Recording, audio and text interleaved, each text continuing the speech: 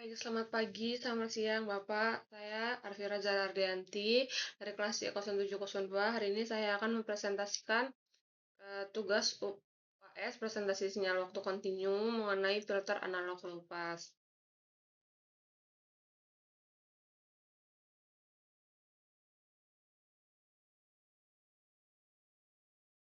Nah, di sini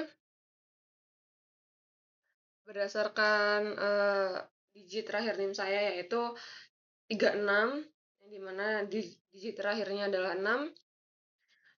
Saya mendapatkan topik filter analog low pass, kemudian menggunakan 2 digit terakhir NIM saya yaitu 36, didapatkan variabel puluhan A sama dengan 3 dan satuan B sama dengan 6. Melalui rumusan acuan pada panduan, parameter fisis sinyal uji dan filter ditentukan secara unik sebagai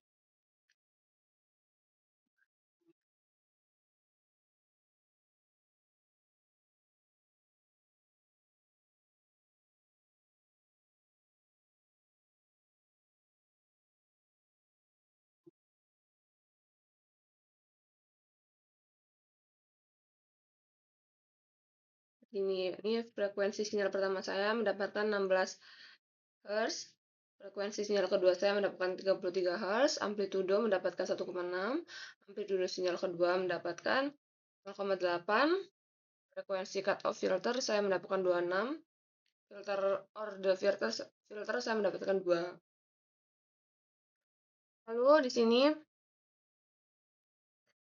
dasar teori saya yaitu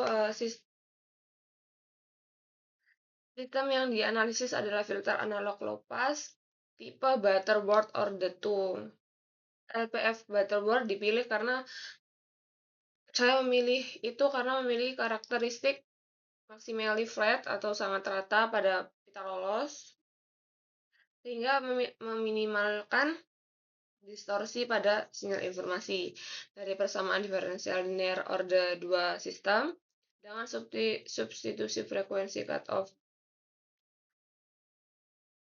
163 ini didapatkan fungsi transfer domain ini dari nilai eksak 163,362 rad ini menghasilkan bentuk fungsi matematika rasional di bawah ini. Lalu hitungan rumus ABC pada polinominal penyebut didapatkan sepasang pola kompleks konjugat pada ini. Karena bagian real dari koordinat pola bernilai negatif, ini min 115,515, seluruh pola berada di kuadran sebelum kiri sumbu imajiner. Hal ini membuktikan secara ilmiah bahwa sistem filter analog yang dirancang bersifat stabil secara asismotik. Lalu langsung saya ke kode program. Kode program saya. Ini adalah kode program yang saya menggunakan Python di Google Colab.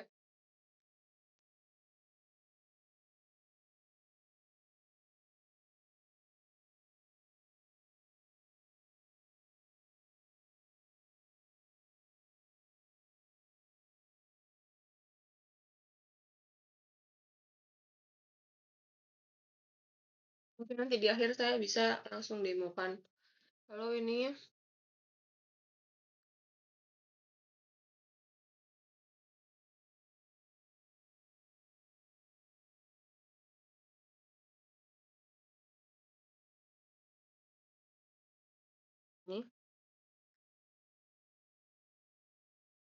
grafiknya.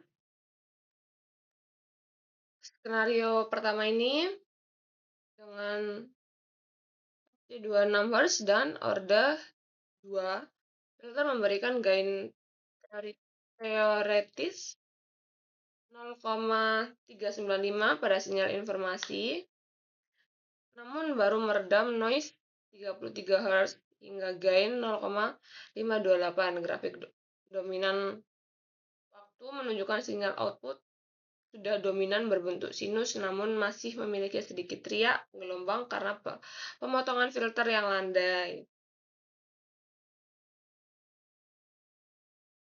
Lalu ini skenario kedua dengan order filter dinaikkan menjadi N menjadi 6.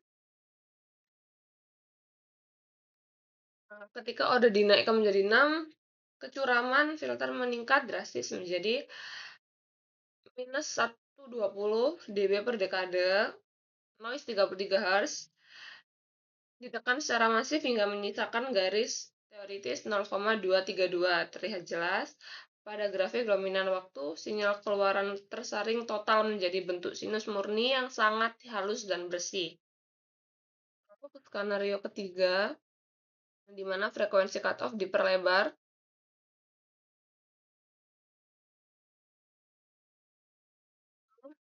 Frekuensi cutoff-nya dinaikkan. Gelombang cutoff diperlebar atau dinaikkan ke 60 Hz itu posisi sinyal informasi dan noise sama-sama berada di dalam pita loss. Akibatnya noise gagal diredam, yaitu gain-nya itu 0,957. Grafik dominan menunjukkan sinyal kembali berbentuk acak dan bergerigi, rusak gitu, karena filternya kehilangan selektivitasnya.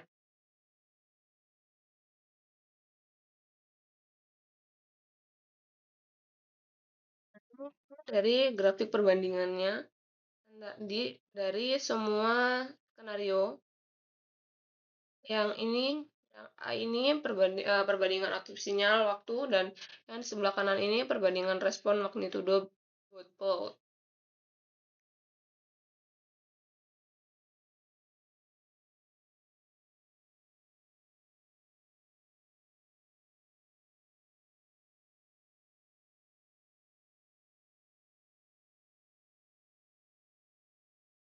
Nah, ini tabel perbandingan teori dan simulasi.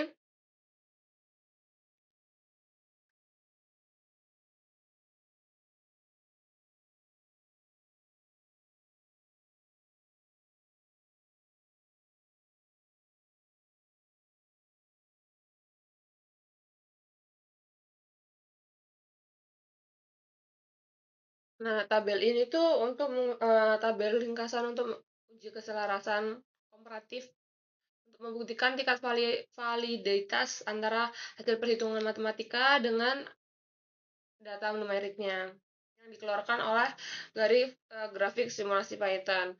Dari tabel perbandingan ini, hasil keluaran numerik dan visualisasi grafik yang diekstrak lewat Python itu terbukti sangat valid dan presisi atau klop dengan penurunan rumus matematika teoretis itu titik redaman di desibel pada grafik Bode plot tepat bersesuaian dengan perhitungan analitik. Lalu mungkin saya langsung ke kesimpulannya.